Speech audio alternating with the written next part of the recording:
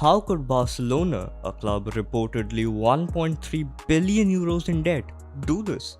How could they, with a salary limit set by LaLiga of minus 144 million euros, chase so many players and such a cost? And why would the league let them? Let's take a look.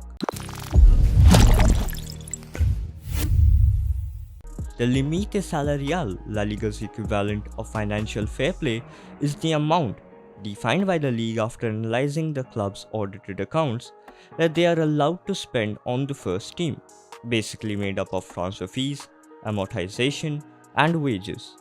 There are recommendations that salaries should not represent much more than 60% of the club's income, but the correlation is not direct. It is also, and this is important, applied before signings. This isn't like other financial controls where a club that breaks the rules gets punished later on. If a club does not meet the criteria, they will simply not be able to sign a player. Now if you're enjoying the video, make sure to leave a like, it helps us with the algorithm, and if you haven't yet checked out my Instagram account, make sure to drop a follow over there because I write articles, scout reports, and some amazing edits which you wouldn't really like to miss. So make sure to drop a follow over there and let's continue with the video. Barcelona's minus 144 million euro was prompted by costs being greater than anticipated and some losses being loaded into the last year. That figure is the last published limit rather than the actual figure.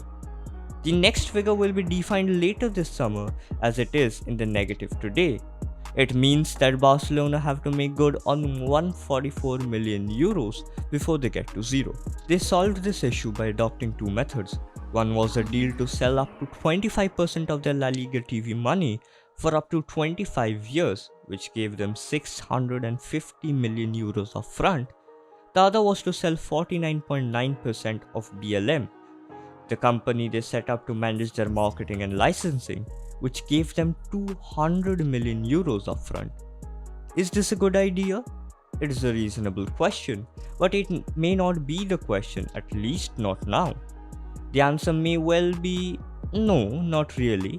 You are after all selling an asset or a share of future earnings, but they had to seek some solution.